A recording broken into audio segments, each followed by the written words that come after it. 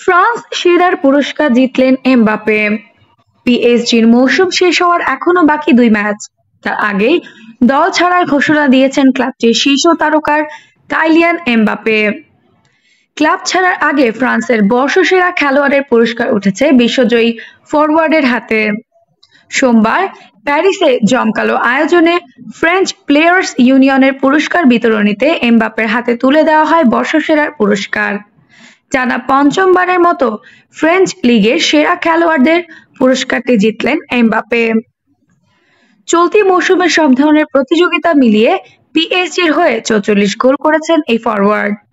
রোববারে ঘরের মাঠে নিজের শেষ ম্যাচটি খেলে ফেলেছেন এমবাপ্পে।